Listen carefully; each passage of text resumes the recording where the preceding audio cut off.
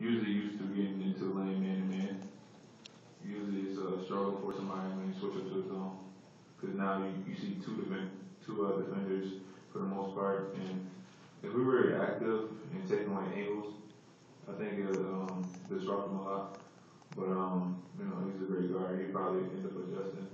I mean, he's not played here for no reason. Right there to our immediate left.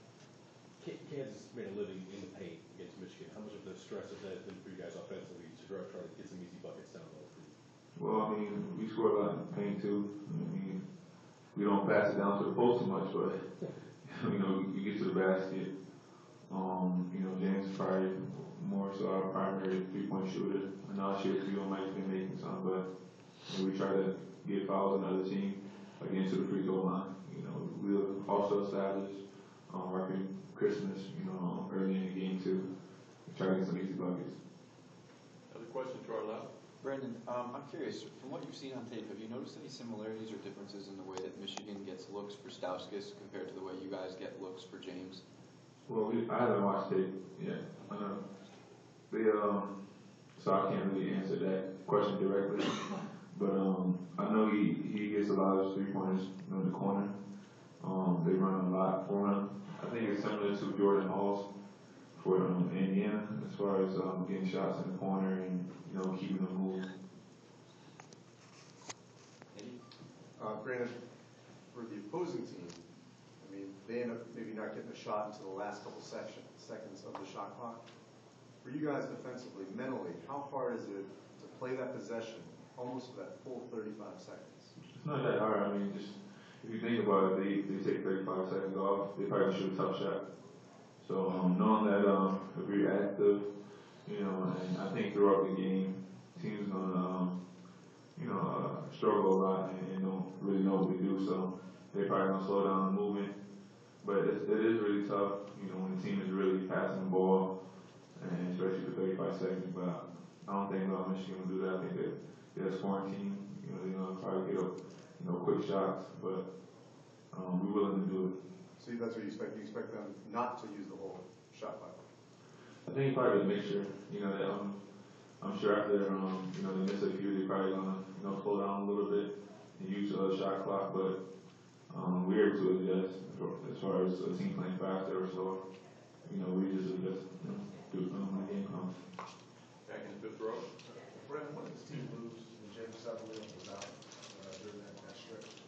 We lost what he does, and shooting, senior leader, just his presence on the floor.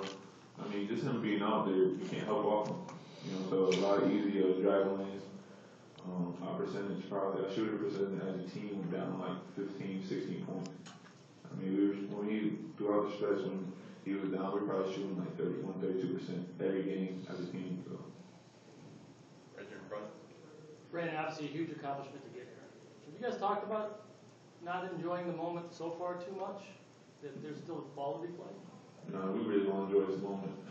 Like, this is a lifetime thing. So, you know, we know that today and tomorrow it's more a serious day.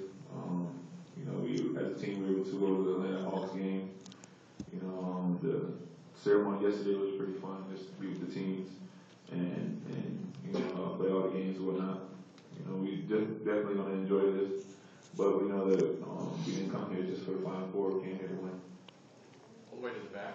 Brandon, both teams, Michigan and Syracuse, started the year not losing a game, reaching the #1 ranking, and then in the middle of the conference here, kind of up and down. What is it about losing a game, having a bad practice, going through that puts you guys in a position now where both teams hit their stride and you're playing your best basketball here at the end of the year? Well, it's typically mean that you're battle tested. You know, usually teams, you know, when you win a lot in a row, you get confident, you may get overconfident. So losing and humble you a little bit, you know, get you going back to the gym and get back to the fundamentals. So, you know, for us, you know, we got back to practicing really hard, making sure we didn't take any days off. We have time for two more questions. One here to my left, one in the middle. Go ahead. Brandon, there's been a lot of talk of your zone stopping Michigan's offense and all this kind of talk. Is there not enough talk about maybe your offense and what you guys can do against Michigan's defense? Exactly. We don't think not too many teams can guard us. And we think that we can stop a lot of teams. So we know for us, offense wins, defense wins games for us. So we don't really think too much about offense. We just know that we're gonna get guys going. We're gonna play for each other and pretty much have our offense predicated off our defense. And in the middle, not playing against Michigan throughout the year and kind of just watching them from afar, not anticipating a matchup like this.